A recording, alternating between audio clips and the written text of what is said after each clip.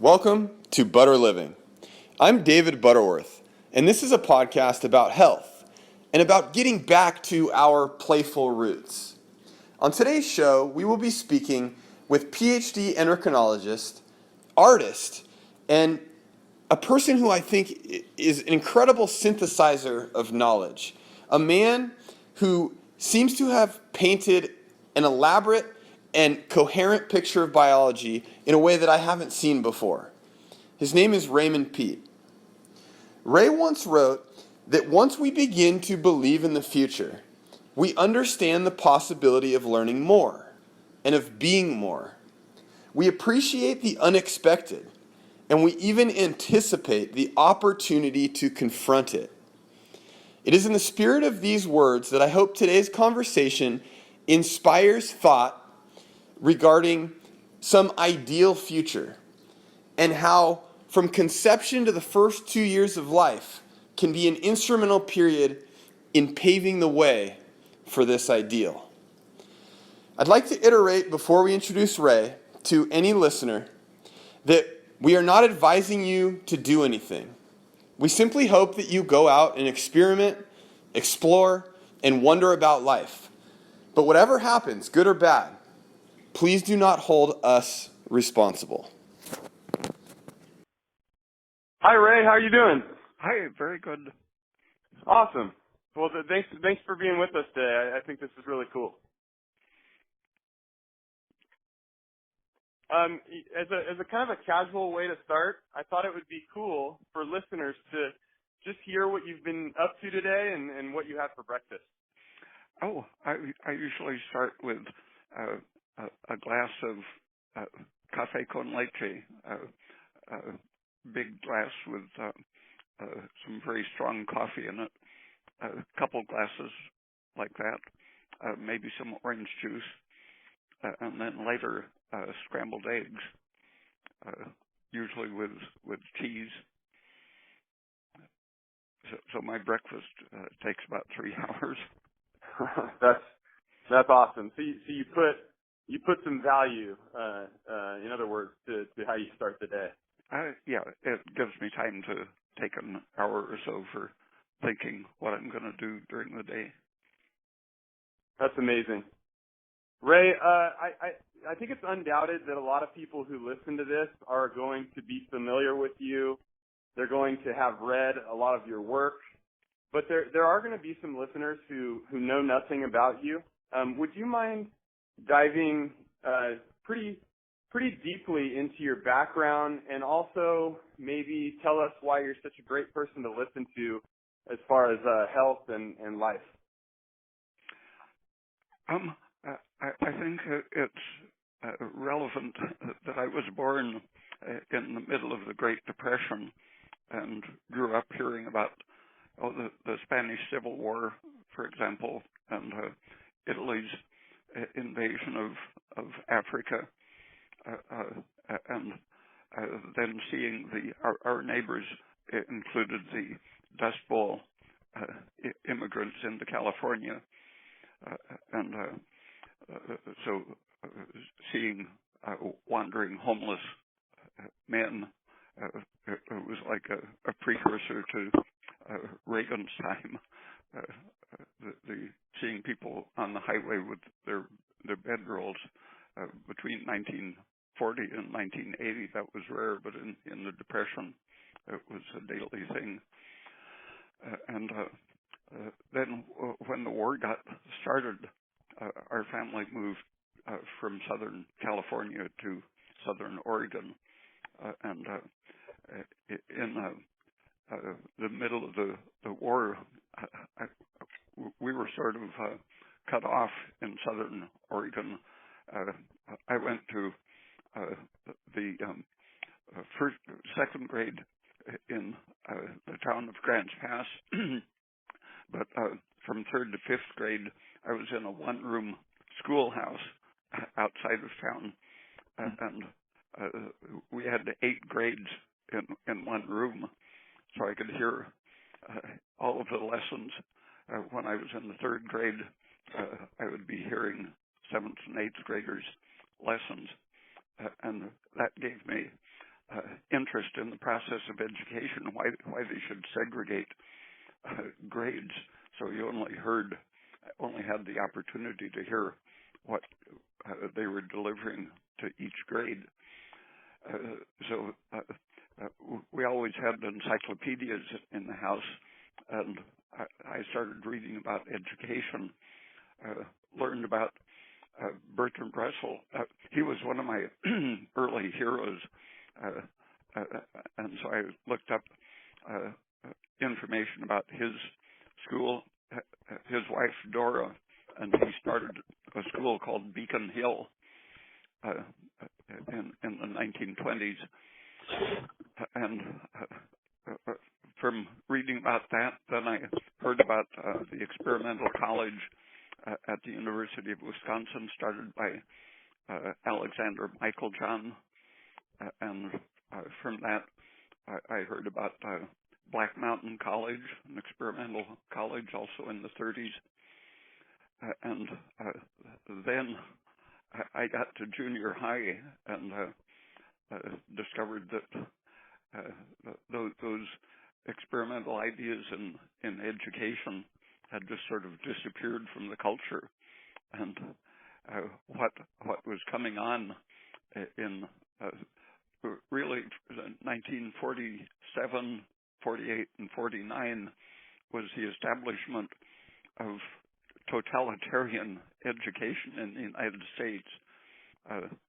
The word was pretty much invented to apply to the Soviet Union, but what I saw from that perspective of grade school and experimental education coming into the late 1940s, I saw that things that I had become interested in, like Lamarckism in biology, which had been a big thing also at the University of Wisconsin. A guy named Geyer did things demonstrating Lamarckism, and I found that Lamarckism had been banned from education. So when I got to my sophomore high school biology class, I realized it was being taught by basically a kind of crazy moron. And so I became extremely critical and skeptical of biological and political ideas, seeing that the education had been cleaned up to eliminate any nonconformist ideas. At some point in the 1950s, I was very aware of the dangers of atom bomb testing in the atmosphere, and so I realized that Linus Pauling was the only well-known person talking about the dangers of radiation. Mm.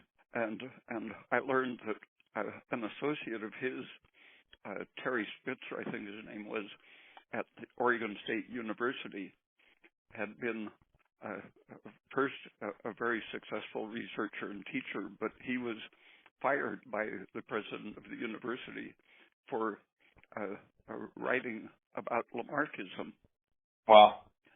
And because of that, Linus Pauling wouldn't step foot on the Oregon State campus for 17 years. Finally, after the president had been gone for a while, he went back to give a talk. But people generally don't appreciate what a crazy culture we had in the 1950s.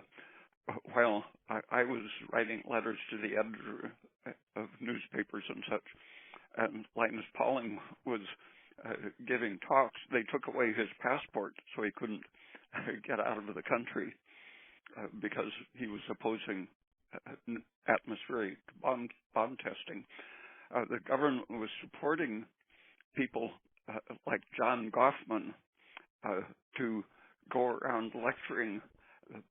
The mood was to convince people that radioactive fallout might actually be good for you. One of the projects to study the biological effects of radiation was called Project Sunshine. Wow. And people who occasionally someone, a professor or a government employee would say, hey, that stuff is really dangerous. And they would not only get fired, but there would be a campaign of character assassination. And in 1959, I was teaching biology at, it was called Urbana University, functioning as a junior college.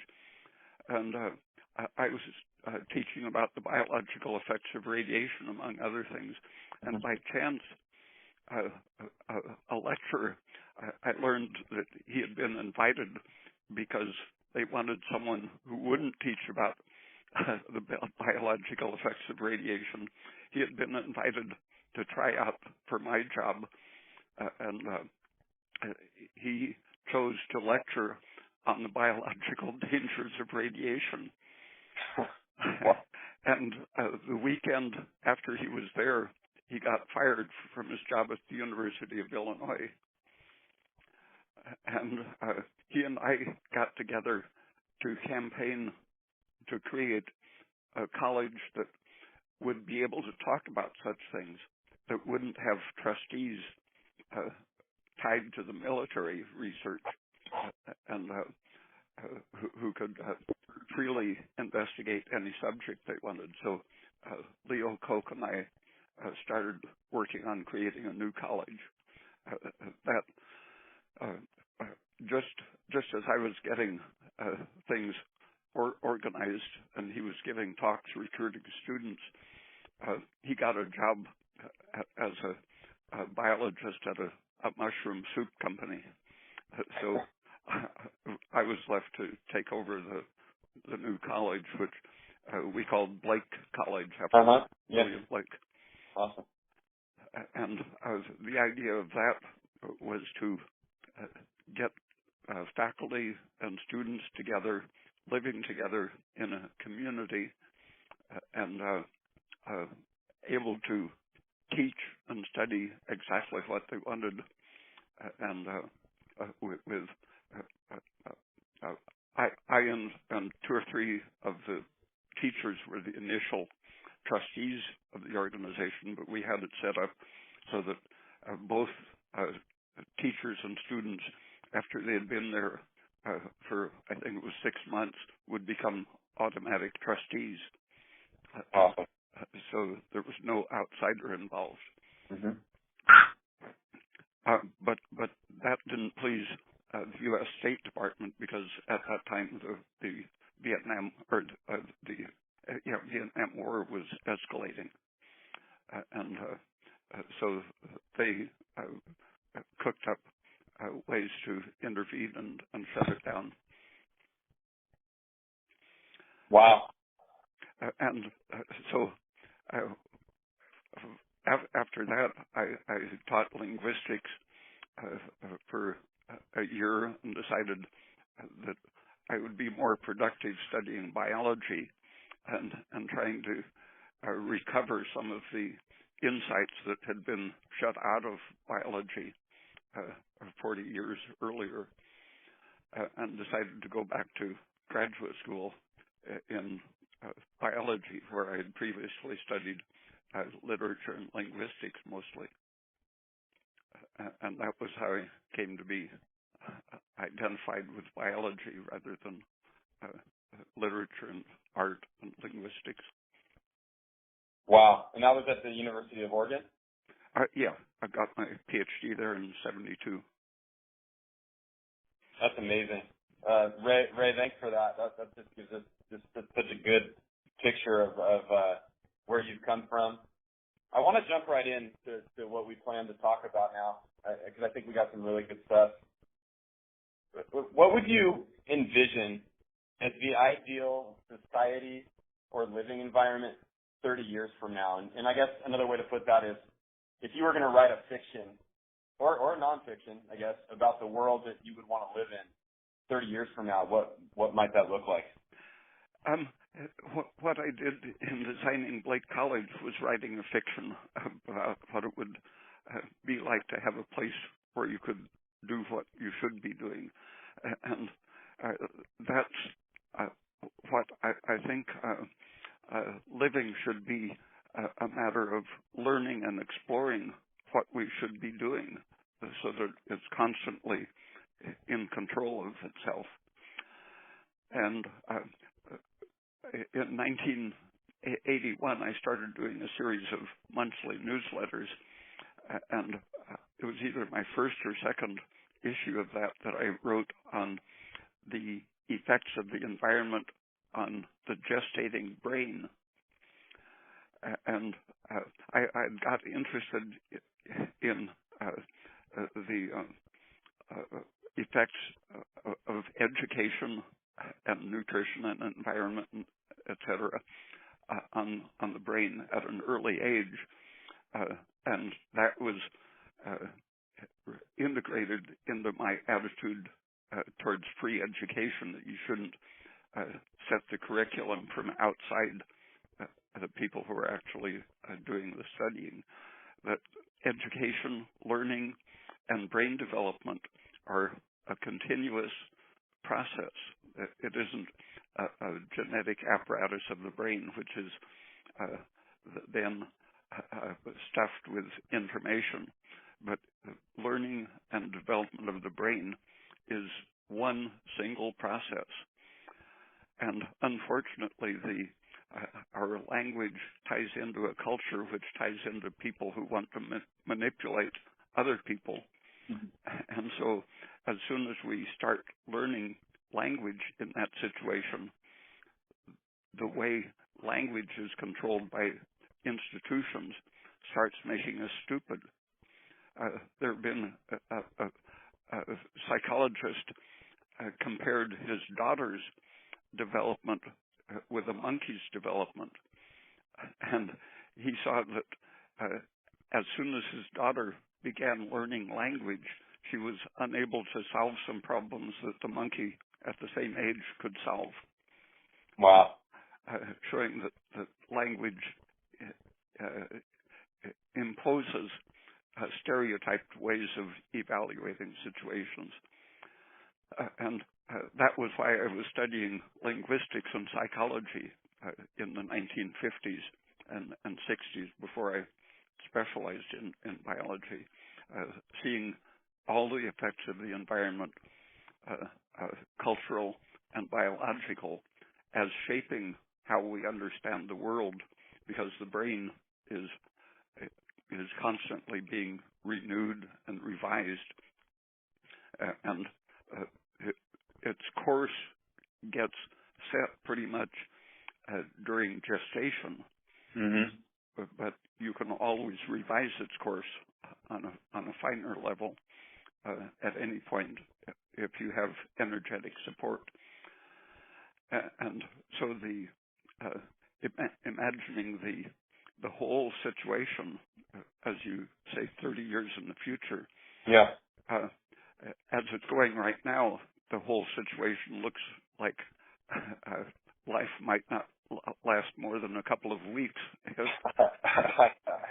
if the Iran thing keeps going the way it has been going. But if that can be overcome, then everything else can, in writing fiction, can be overcome. So we'll assume that the institutions that are indoctrinating people and controlling, like the people who control Facebook and Wikipedia, mm-hmm. the institutions who impose their version of reality through those internet institutions, if they can be eliminated, then we can consider the actual physical limits to brain development. And we already have levels of automation so that people really don't have to work more than 3 or 4 hours a week to have all of the food and practical needs met. So that leaves the question of what to do with essentially all of your free time. Right. and I think that would spontaneously tend in the direction of communication, interaction, invention, and moving on to new problems constantly. That's amazing. What do you think you'll be doing in 30 years, Ray? That sort of thing, I'm hoping.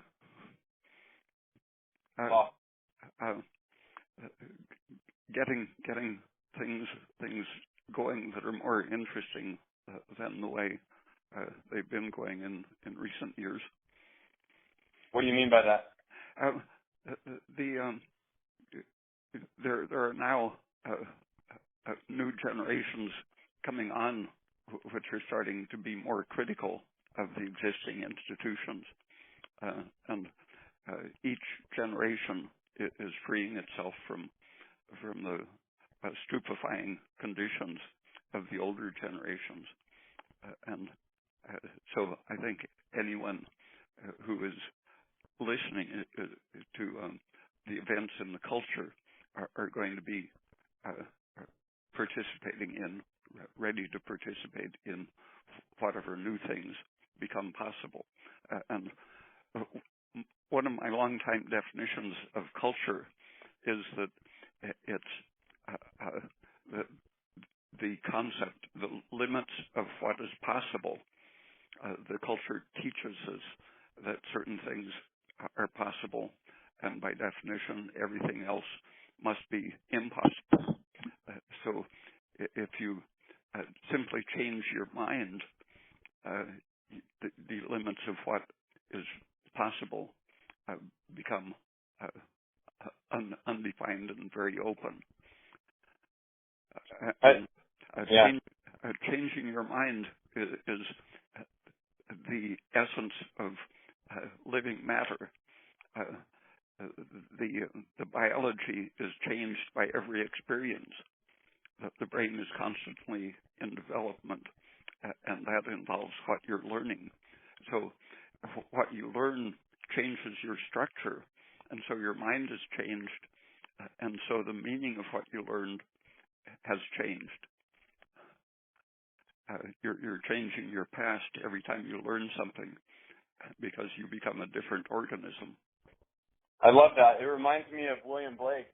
Didn't he say something to the effect of the man who never alters his opinion is like standing water and breeds reptiles of the mind? Yeah. That sort of thing was why I was attracted to Blake, because he sees the mind. One of his phrases was the intellectual fountain. Oh, I love that. Ray, let's go back from this kind of ideal future a little bit to now, and to some of those behaviors and conditions from conception of the first 2 years of life that you were talking about. Mm-hmm.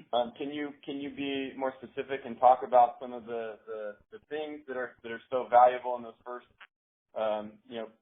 from conception to the first 2 years of life, and how could really being thoughtful about this beginning of life essentially pave the way for a biologically energetic future? A biochemist, Stephen Zamenhof, experimented with brain development in chicken embryos, and he found that the brain stopped development at the same time as the glucose reserve in the egg from the hen was depleted.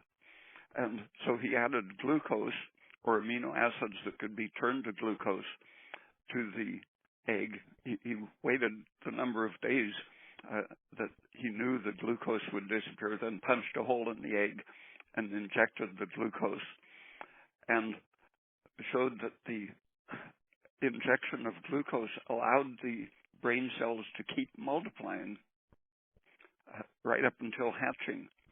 And those chickens had a bigger brain than chickens had ever had and were more intelligent.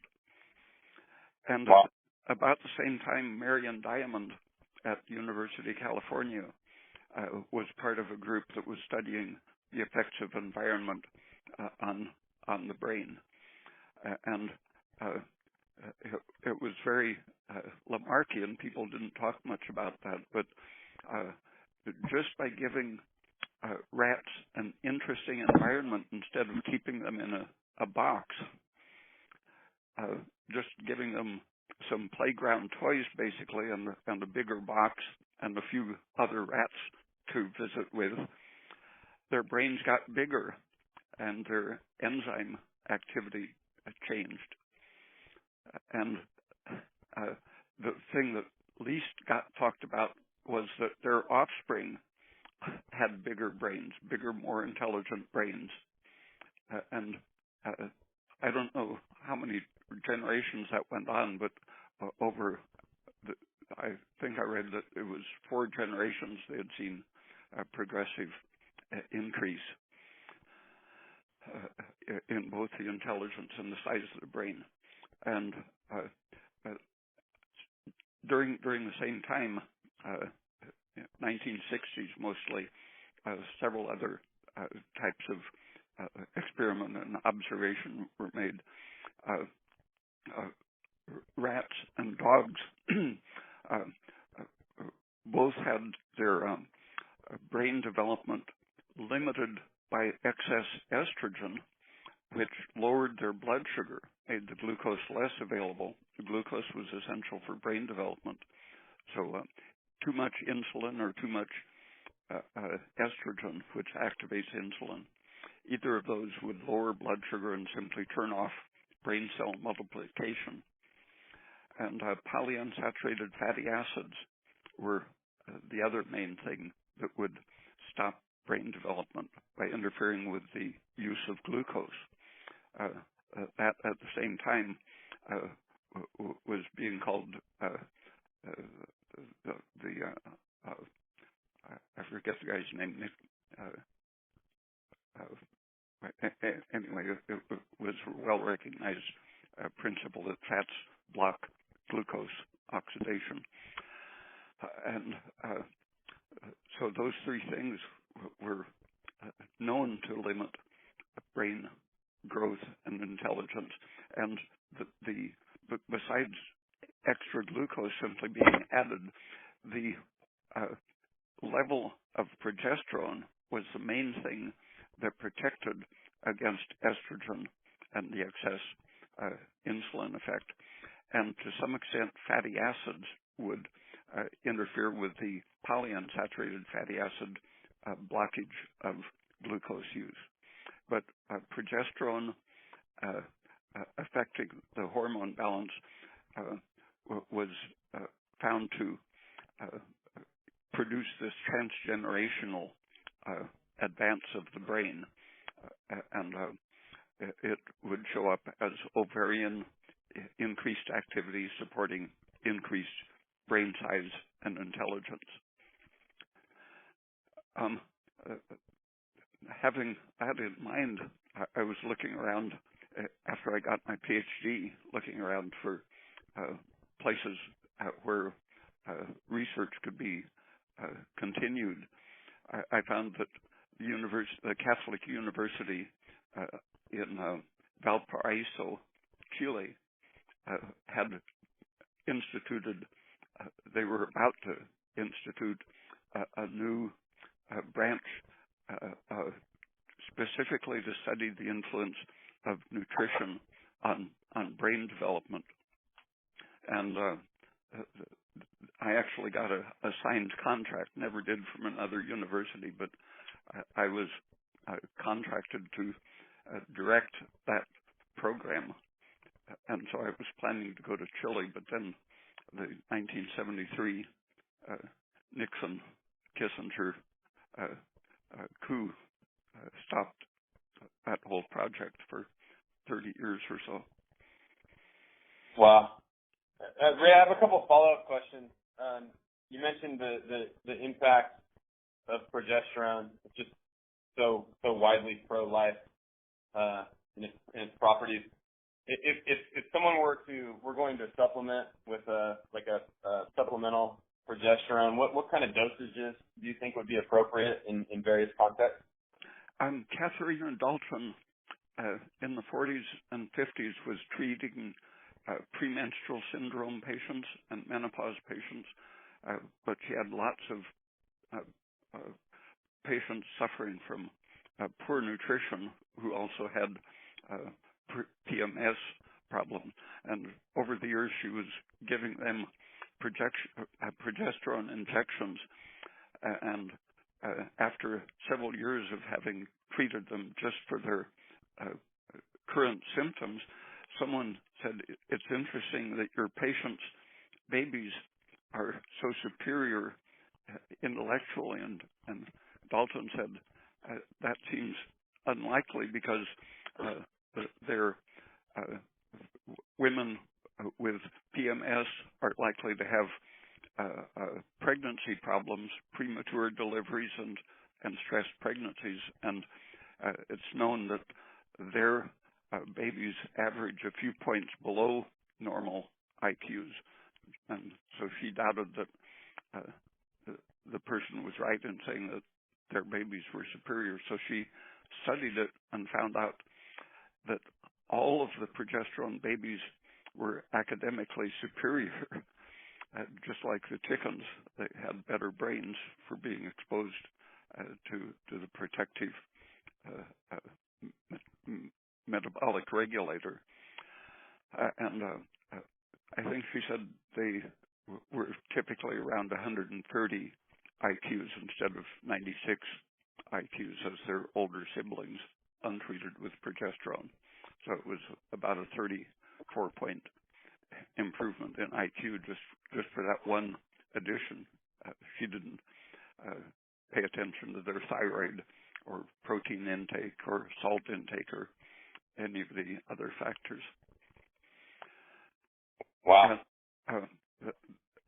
Knowing that, I started telling people about her work, and at the same time, I had realized that doctors had been totally indoctrinated with the idea that oral progesterone is ineffective. People had used progesterone orally for 25 years at the time, but by the 1970s, everyone thought they knew that you couldn't use progesterone orally, so they were giving it by injections. And the solvent used to inject progesterone happens to be neurotoxic. Benzyl alcohol and benzyl benzoate were solvents that were used that were fairly toxic, killed nerves. Mm. But despite that, the progesterone was so nerve protective, it still had those beneficial effects. So I looked for some way of convincing doctors to start using progesterone because not every woman wanted to have regular injections. Sometimes the injection would cause the subcutaneous fat to collapse just from irritation. So that was where I found that it dissolved very well in vitamin E, which allowed it to be taken up with fat droplets, the chylomicrons, which allowed it to get around the liver's metabolic changes, deliver the unchanged progesterone directly to the bloodstream, where it would be delivered directly to cells in the chylomicron form. And in the cells, it happened that locally, right in the mitochondria and other parts of the cell, the vitamin E and progesterone supported each other. Vitamin E had an anti-estrogen effect at those subcellular, intracellular levels, same way progesterone does. So vitamin E and progesterone were synergizing it metabolically. And so I was giving this mixture to all of my friends who were pregnant. Another friend was raising Afghan dogs, breeding them and selling them. And she said that Afghan dogs are typically untrainable because of their personalities. And she was treating, when a dog would have pregnancy problems, she would give them oral progesterone. And she said that the pups produced, not only prevented miscarriage, but the resulting pups had bigger brains and were trainable, uncharacteristic of that breed. Wow. And I started collecting pictures of the babies resulting from these pregnancies, and they looked very pretty and healthy, but they were abnormally independent and precocious. Same things that Katharina Dalton had noticed, that her patients were outstanding in all of their academic subjects except of the physical gymnasium classes and art classes, because they didn't follow orders very well. They were very independent in personality, and so they didn't like regimentation of any sort.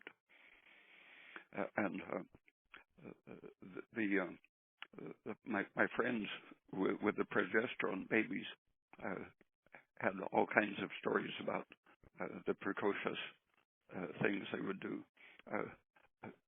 The most recent story, I heard about a couple of them. One of them, I think she's 4 years old. She had just started a notebook. The grandfather told me that she had written out in her notebook some pages with her older brother, her 8-year-old brother's name, and the grandfather's name, and had drawn 3 lines under her brother's name on each day, and 5 lines under her grandfather's name. And he asked what that was for, and she said, I want each of you to tell me, to teach me 3 new things every day. He asked why he had 5 lines and her older brother had only 3 lines, and she said, because you know more than he does. That's amazing. Hey, Ray, I'm holding a bottle of my wife's Progesterone replenishing oil, and it says it's 1.15 fluid ounces for the whole bottle. What are your thoughts as far as like how much, like let's say a pregnant woman would want to take each time she took some of the Progesterone? Katharina Dalton divided her patients into those who had, in the whole pregnancy, received, I think it was under or around 1,000 milligrams divided up into her weekly injections, and those who had received at least 1,500 milligrams per pregnancy. And there was a clear division in their academic record. The ones that got more were the brightest. So is there really like an upper limit? I mean, is it pretty safe to consume? I think it's kind of a statistical thing. Hers was a clear division statistically, but when you look at individual analysis of women who have the preeclampsia symptoms, other people studying them and watching the effects of progesterone found that in about a third of the women with preeclampsia from the low thyroid, high estrogen, and low progesterone, about a third of them, 1 injection was all it took to get the system back to normal, and their symptoms were resolved for the whole pregnancy, the following the first For example, they would, in the first 2 or 3 or 4 months, they would tend to bleed cyclically, even though they were pregnant, showing that the placenta wasn't making enough progesterone to prevent the breakthrough bleeding, even though there was a placenta developing. And in a third of them, one injection was all it took to reestablish full progesterone production for the remaining part of the pregnancy. Another part took a second or more injections to get back to the stable condition. So it varies.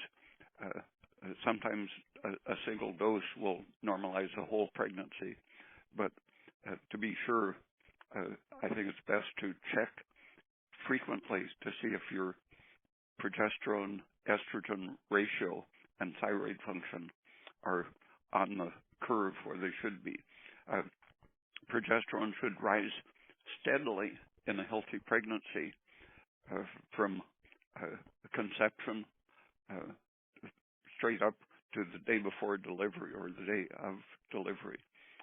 And if it steadily rises, then it's at keeping its great excess over estrogen, so estrogen can't interfere and stop brain development. Is that something that can be pretty easily tested? Yeah. So you mentioned glucose being also one of these protective factors and so important to brain development. Mm-hmm. So 2 questions. Are you saying sugar is okay for pregnant women? And also, can you give us some tangible examples of where they might get this glucose in their diet? Tom Brewer was writing about this. He had a newsletter for many years in the 60s, and he a couple of his followers gathered together his research and others. Shanklin and Hoden, Child Health and Maternal Nutrition was their book. The title came out in about 1965 in the original. But Tom Brewer was campaigning against the pharmaceutical companies who had indoctrinated doctors with the idea that they should control weight gain during pregnancy. And to do that, they were selling their new diuretic chemicals to prevent water retention, and along with the ideology that water retention and weight gain were harming pregnancy, creating a situation similar to diabetes. The drug companies had indoctrinated the idea that sodium went with water retention, so if you were giving a diuretic, you should restrict sodium in the diet. And Tom Brewer first, and then Shanklin and Hoden showed that what they were doing was stopping brain development very prematurely by restricting salt in the diet, or even giving a diuretic to make the body lose sodium faster. And Tom Brewer didn't emphasize sugar, but he emphasized salt and protein. He showed that a protein deficiency was the main historical cause of eclampsia in pregnancy, or toxemia of pregnancy, and that just making sure that they were getting at least 100 grams a day of good protein, 130 grams would be good, but lots of pregnant women were having only 30 grams a day of protein, far too little. And Tom Brewer wanted to assure that along with the protein, they weren't restricting salt. that they should eat salt according to taste. Schenkel and Hoden's book reported 2 experiments in Australia in which women with signs of developing toxemia were given supplementary salt apart from other changes of their diet. One group got 6 grams of extra sodium per day. The other one, I think it was 20 grams of extra salt per day. And in both cases, they were immediately relieved of the toxemic symptoms just by the salt. And the way the salt works is to allow the albumin in your blood to bind water and keep it in your bloodstream. Low thyroid, poorly nourished women lose sodium easily in the urine. Thyroid causes a proper level of sodium retention. And the sodium associated with the albumin binds water, keeping the blood volume up, perfusing the kidney with this good volume of blood, and the kidney getting perfused stops sending signals that increase blood pressure. So eating more salt or being able to retain it by having adequate thyroid and progesterone function, the sodium allows the kidneys to be perfused so the kidneys stop sending the signal to raise blood pressure. Salt alone in those cases prevented the hypertension of pregnancy. Having read that, I suggested it to friends with PMS who would retain water extra pounds every PMS period would be retained and then lost again cyclically. And they found that salting their food to taste stopped the cycle of salt craving and water retention. And then I told old friends, people in their 80s, who were having problems associated with a low salt diet, and everyone I suggested that to stopped having insomnia and other symptoms associated with the low salt intake. Wow. Ray, if an expecting mom were to come to you and say, "Hey, Ray, what are like 6 or 7 foods that you would eat on a regular basis throughout pregnancy to support a healthy, resilient, strong, flexible, organism?" At least 2 quarts of milk, maybe a gallon, preferably low fat or 1% milk. For protein, that would give you, along with other things, it would give you adequate protein. And eggs, 2 or 3 eggs a day. Lots and lots of orange juice would be my emphasis to provide carbohydrate, which in itself helps to lower the stress hormones. It acts on various systems along with the calcium in the 2 to 4 quarts of milk per day. The calcium and sodium both act to lower stress, and the sugar in orange juice supports that anti-stress effect of calcium and sodium, keeping down inflammation and stress. And the stress hormones and inflammatory hormones are what progesterone is present to prevent.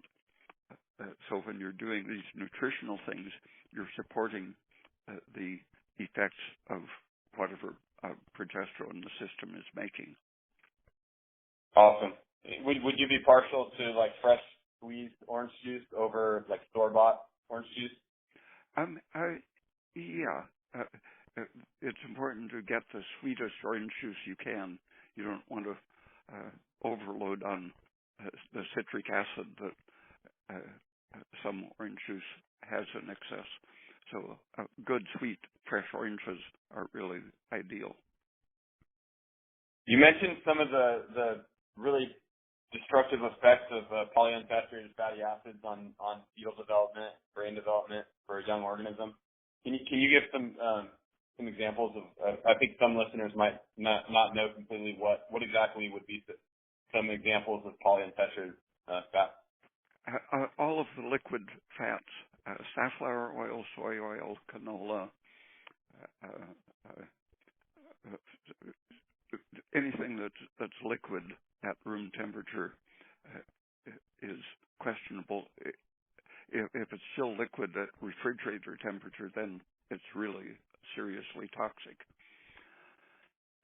At birth, a baby, a calf, for example, has a brain which is almost purely saturated fats. And a human baby, even if the mother has been eating a junk diet with a lot of polyunsaturated fat, a human baby, by the current medical definitions, is usually born with a so-called essential fatty acid deficiency. That's a normal condition for every kind of animal, for the baby's brain to be very highly saturated to the extent that doctors will say it's deficient in the unsaturated fats. That's because glucose as the main energy source for the developing brain, in providing the energy for cell growth, it's also providing the substance to make the fats which are used in brain growth and other cell growth. But the brain is a very high-fat organ. But when glucose is the fuel permitting cell division and growth, it's also providing the substance to make the saturated fats and the omega-9 unsaturated fats, which are intrinsic to our own production. And so the presence of omega-9 fatty acids, which is natural in the healthy glucose and progesterone supported brain development, doctors have been taught to, if they happen to test the bloodstream and find any of these natural brain supporting mead acid series, they're called, the omega-9 fatty acids, they're taught to define this as a deficiency of their soy oil, safflower oil, PUFA fatty acids. So wow. when they recognize an ideal situation, they're calling it a serious nutritional deficiency, and they start advocating giving them a formula with added algae oil or fish oil or that sort of highly, extremely unstable polyunsaturated fatty acid, DHA, and the associated omega-3 fatty acids. Wow. Ray, can you describe just briefly what happens when a unsaturated fat enters a human body? Why it's so unstable and toxic? One of the arguments they're using to sell fish oil, basically, is that it has an anti-inflammatory effect. It interferes slightly with the production of prostaglandins made from the omega-6 series fatty acids. So to the extent that you lower prostaglandin production, that's good. But you get this anti-inflammatory effect, but it goes with a suppression of immunity. It creates an immune deficiency condition because it suppresses the immune system. free radical breakdown products are toxic to the white blood cells, and so you do get the good anti-inflammatory effect, but at the cost of immune suppression. And people who have followed the actual course of ingested PUFA of the fish oil, highly unstable type, find that as soon as it reaches the bloodstream, it's already in a mainly oxidized breakdown condition. So it's these breakdown oxidized products that are immune suppressive, and a little bit of this material is progressively incorporated into the brain, but as the baby grows, it's diluting these. So the brain, by the age of 20, hasn't accumulated a great amount of the omega-9 fatty acids, but after the age of 20, there's a steady accumulation in the brain of the fish oil type fatty acids, which when they break down, they produce spontaneously without enzyme action.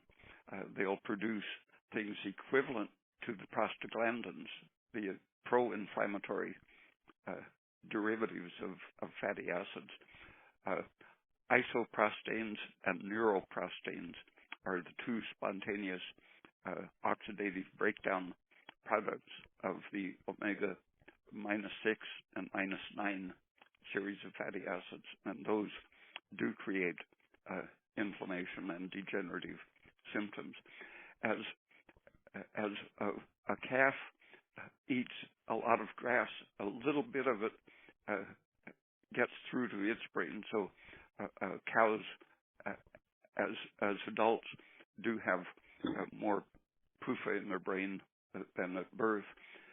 Humans eating a highly unsaturated diet, even when they're growing, their tissues are absorbing and storing some of these highly unsaturated fats, and that storage it parallels very closely the slowing of the metabolic rate. A baby at birth has an extremely high metabolic rate and an extremely low PUFA content in its tissues, and its learning ability is spectacular.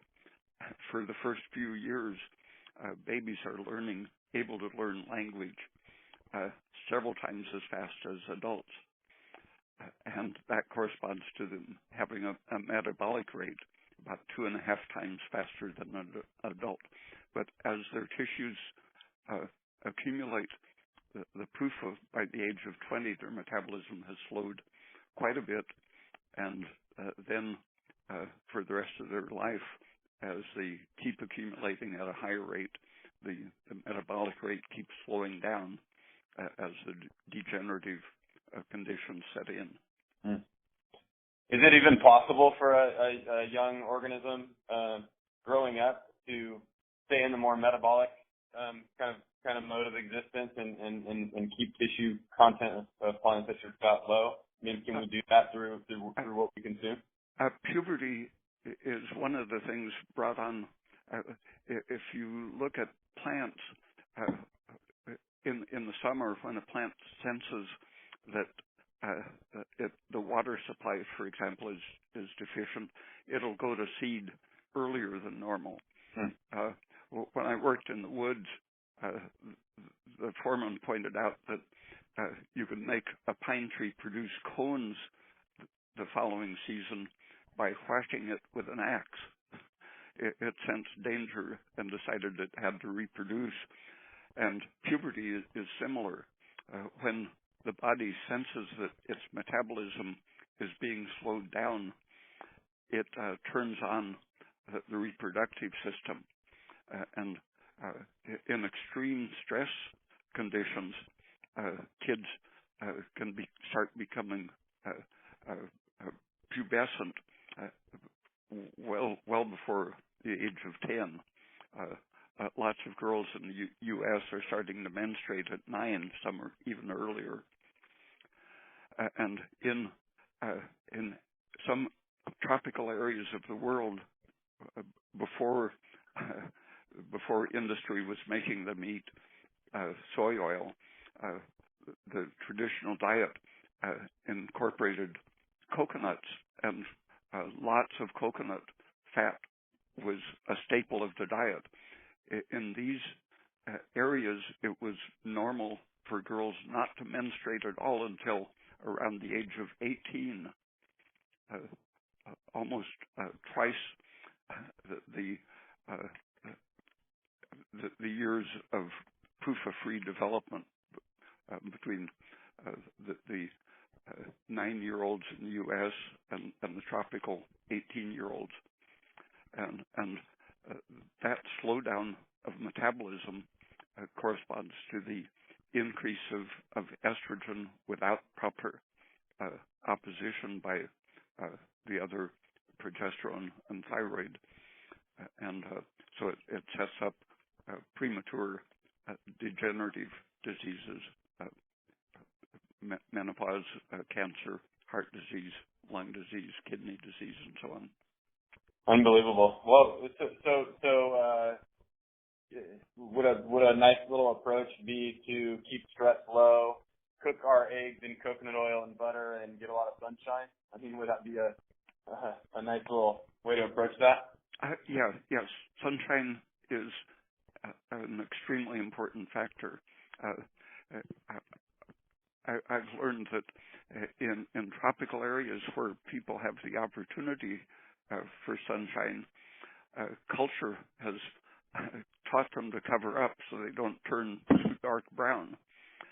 And I've had friends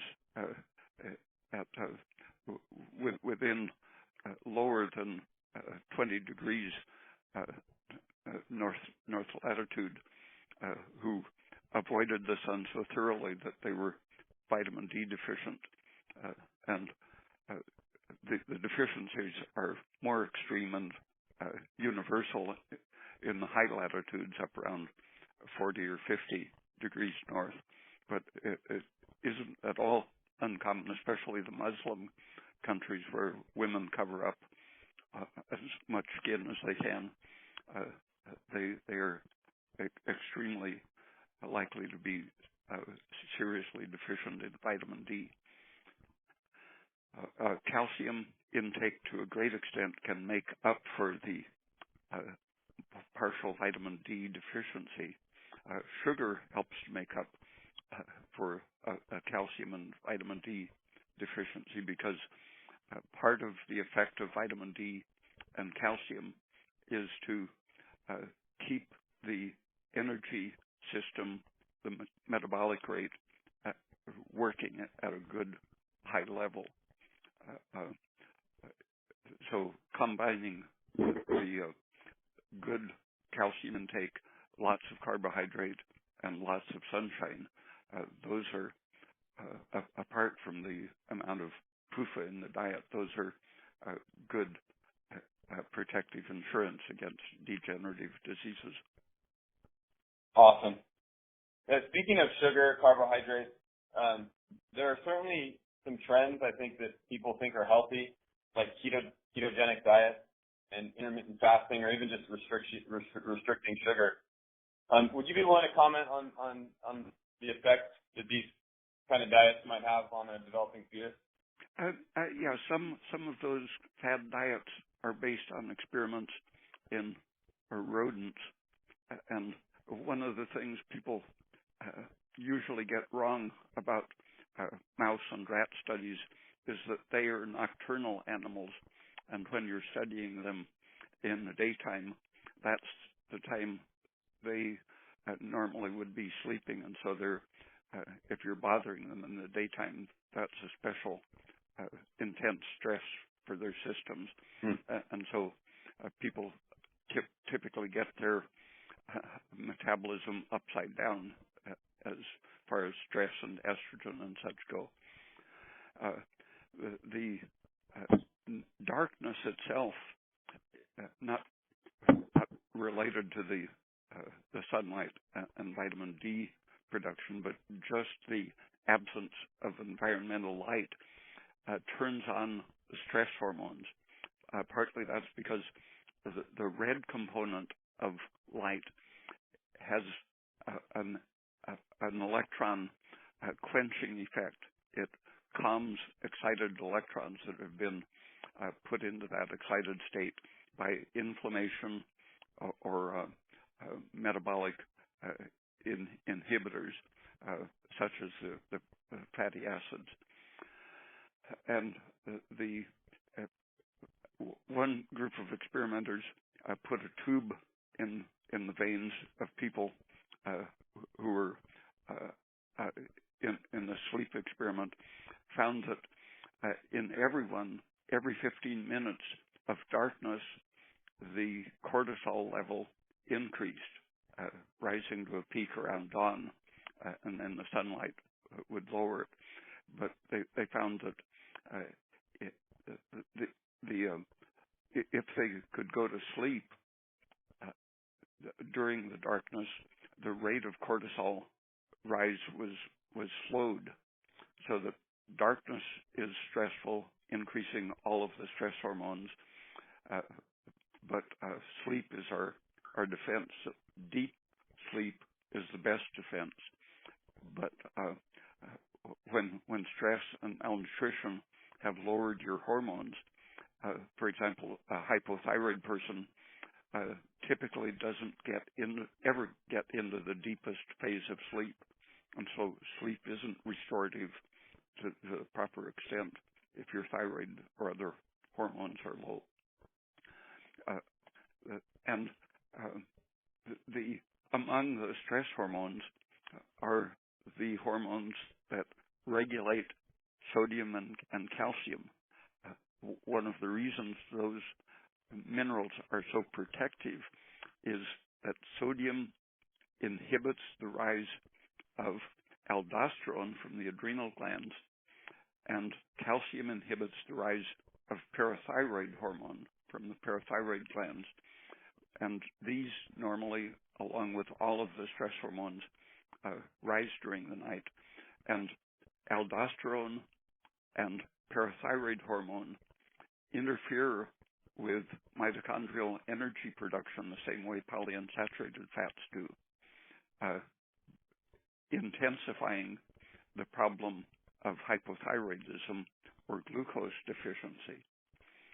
And just by having some salty soup, for example, at bedtime, or some source of sugar, or a big dose of calcium, for example, a glass of milk at bedtime. The milk, with its protein and sugar, will help to inhibit the rise of the parathyroid hormone and cortisol. The salty soup, especially if it has a lot of gelatin in it, the glycine and the glucose and sodium will help to prevent the rise of aldosterone, preventing these things from blocking the energy production during the night and lowering the stress hormones. In a study of rabbits in Leningrad, where the nights were very long, they found that as the night progressed, the form and function of the mitochondria deteriorated. Each hour they would sample mitochondria, and after about 8 hours of darkness, the mitochondria first would swell and start to malfunction. Then they would collapse and extrude their ingredients, disintegrate, and absolutely stop functioning. And things that maintain the glucose supply and prevent the blocking hormones from rising will prevent that deterioration of mitochondria during the night. Night and winter are where the most aging degeneration takes place. The parathyroid hormone especially when your calcium intake and vitamin D are low.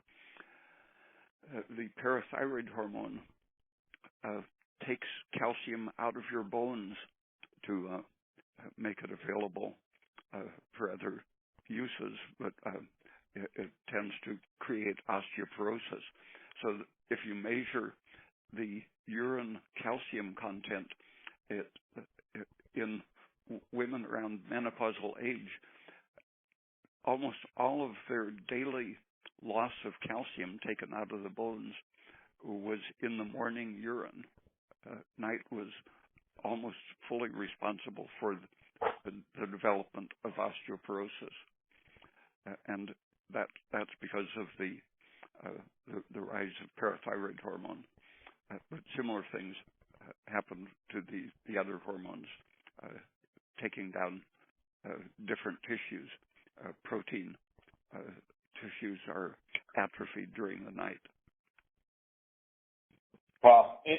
In the context of all these amazing things, Ray, that you're talking about that can protect against the stress of darkness, what would you say, or what are your thoughts about a pregnant woman, or really anybody staying up late with a laptop, computer on their lap, or a cell phone in front of their face, surfing the internet? Oh, well, the cell phone and the whole environment that is supporting cell phone use, but especially having one near your head or your torso or pelvis, that's a very important factor, and it has, like the other harmful influences that are being sold by the industry, the various telephone, radio, television industries are doing pretty phony studies claiming that radiation of that sort is completely harmless. Already in the 1950s, they were saying that if the radiation doesn't increase your body temperature or the cell temperature, then it can have absolutely no effect. But that was based on the crudest sort of basically science-free biological doctrine. Already early in the 20th century, biologists had been demonstrating great sensitivity of cells to even weak electrical or radiant fields. A Russian, Yuri Holodov, demonstrated that the gonads and the brain are the most sensitive of our tissues, but these are seldom the ones that telephone companies test for radio sensitivity. And the way of measuring the reaction, if you are only looking for one kind of reaction, such as a mutation of DNA, then it's going to take a tremendous amount of energy to produce that within the time that they are observing. But, for example, the nuclear radiation from atomic bomb testing or various medical X-rays, for example, they would give a certain dose of X-ray or isotope poisoning and say, well, we didn't see any mutations, maybe some minor DNA breaks, but no functional mutations. But they were limiting their observations to the cells that were directly exposed and the time immediately following the exposure. But when you look at the organism as a whole, as Yuri Holodov did, extremely weak X-ray poisoning, gamma ray poisoning, or isotope poisoning will change the whole organism, shrink the brain, change functioning. The bystander effect refers to the fact that radiation can seem to totally bypass the DNA, absolutely cause no mutation in the cells you're exposing, or only a small change. But those cells, having been poisoned, will, even years or decades later, will continue to be in a destabilized state, so that the rate of mutation is higher. So-called spontaneous mutations becomes higher when the cell is in this irritated, excited state. And one cell, having been irradiated and excited, emits substances such as a whole range, including breakdown products of the polyunsaturated fatty acids, but intrinsic hormones of all sorts. The cell, having been irradiated, emits these small molecules that have a transmitting effect. If they're being released into water by irradiated fish, for example, other fish swimming in that water will show the effects of irradiation, having absorbed these small pro-inflammatory molecules. But in the body, a cell which is irradiated seemingly without much local damage is emitting these small irritating particles, and surrounding cells receiving these particles through the body fluids are then destabilized, and they will start having DNA mutations. So when you hear about particular demonstrations of the harmlessness of a particular dose of irradiation, the experiment is almost always set up to be blind to about 95% of the actual effects of the radiation, which is delayed in time and remote in space through the organism.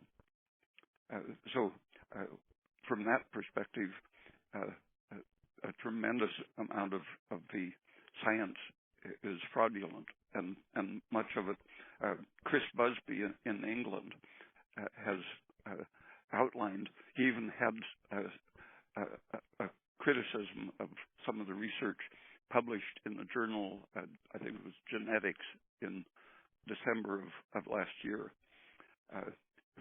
Very odd that it finally got published, but he showed that the history of radiation research has been deliberately avoiding seeing the worst effects. My gosh. So, I mean, to round that up on radiation, if we're looking to pave the way for a biologically energetic future, laying in bed with a cell phone right above the womb is probably not going to help much. No, it's an energy drain, and the energy drain, even if it isn't ionizing radiation, the draining energy creates stress, and stressed cells send out these same bystander effects. So that, for example, in animal experiments, they first noticed that irradiating the head would cause cancer to develop in other parts of the organism. And they said, oh, that must be because it's causing changes in the pituitary gland, which causes hormonal changes affecting the rest of the organism. But as the idea was investigated, other people irradiated only the feet, 1 foot of the animal, and it would cause, for example, an estrus condition, showing that there was an increased estrogen effect on the organism just from irradiating its foot. Wow. Ray, what about like physical activity for a pregnant woman or exercise? Do you think there's some that could be helpful rather than harmful for a mom and her baby? I think just free activity, whatever feels good. Muscle exertion helps to lower cortisol when it's free and pleasurable muscle exertion. Awesome. You've done such a good job, Ray, I think, of really coming up with some specific and tangible ways that a woman or a family can help bring a young one into this world in a way that the developing organism has a chance to be strong and resilient and adaptable. I wanted to get a little bit more general here before we close. And you mentioned Bertrand Russell earlier. Mm-hmm. I recently read a quote. I actually have it pulled up here. He said, "When you want to teach children to think, you begin by treating them seriously when they are little. You give them responsibilities, you talk to them candidly, you provide them privacy and solitude, and you make them readers and thinkers of significant thoughts from the beginning. That's if you want to teach them to think." And I just thought in light of that, and in light of the fact that you said you grew up in many ways being inspired by Bertrand Russell, can you speak to if parents came to you and said, how can I raise a child in this day and age so that they inhabit a future down the road that's safe, that's full of life, that's full of wonder?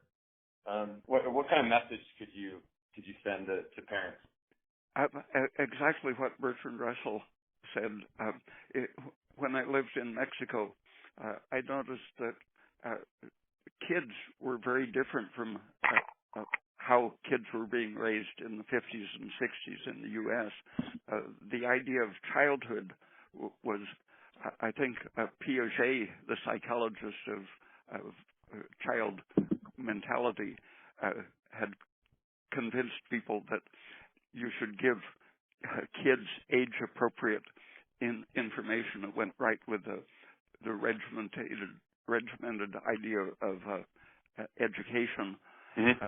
And in Mexico, I noticed that it was very common for adults to treat children as little adults. And I really liked kids in Mexico. They were little adults who were fully responsible and could be communicated with. In the U.S., kids seem to be progressively getting crazier. And I think the U.S. culture is contributing, just the cultural component is contributing to autism. If you communicate with little kids right from the earliest stages, in Mexico, for example, babies typically were carried in a rebozo attached to the mother's body so that there was constant touch and movement. The former NIH developmental psychologist James W. Prescott studied different cultures and found that cultures that were relatively free of violence and cruelty had, from a very early age, touched and held and moved their babies around continuously, where in the U.S. touching has been kind of institutionalized away. Babies were isolated from their mother at birth, sometimes for hours, and denied immediate skin contact. Ashley Montague argued exactly what James Prescott did in his study. Montague wrote a book called Touch or Touching, a very good anthropologist view of mental development. And continuous with that physical stimulation is people talking both to each other with an adult vocabulary and talking to the kids right from infancy to start treating them as adults. Years ago, a girlfriend of mine had a kitten that had just been weaned, and she was talking baby talk to it. And just kidding her, I said, "How do you expect such a little kitten to understand baby talk? You have to enunciate very clearly." And so I said to the kitten, "Aphrodite, go look at yourself in the mirror," which she had sort of slurred in baby talk. The kitten looked at me, ran over to the mirror, looked at itself, got back up, and she said, "Oh, that was just a coincidence, as possible." And so several times after that, in the next several weeks, she would say, "Cats can't understand English, especially how could a 2-month-old cat understand those words?" And she tested me increasingly ridiculous things. One was around Christmas. There were trimmings of a Christmas tree on the floor, and she challenged me to say, "Why don't you tell the cat to pick that up and go look at herself in the mirror?" And I told the cat to do that in clear English. The kitten looked at me, went over and grabbed this bristling fir twig, looked like a giant Groucho mustache, and went over and looked at itself in the mirror holding that twig. Kids, I'm sure kids are at least as intelligent as kittens. And so I think people, right from the day of birth, I think they should start talking to them. I think you go right, just totally naturally, Ray, into my last question, which is how might play fit into all of this in terms of connecting the present with that ideal future that you kind of started with at the beginning. What was the first part of the question? Your voice faded up. Oh, sorry. Yeah. How might play factor into all this? I mean, it seems to be such an integral part of a developing organism, of learning, of evolution. So how might play fit into all this? I think everything should be play.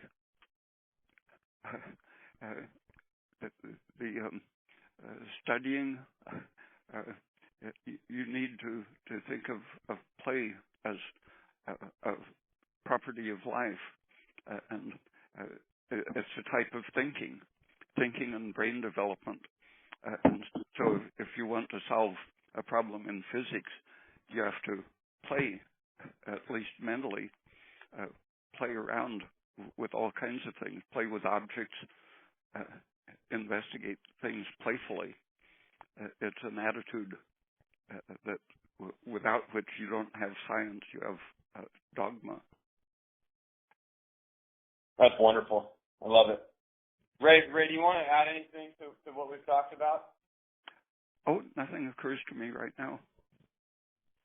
Where can a listener read more of your work or contact you directly if they wanted to? My website, raypeat.com. Okay. Awesome.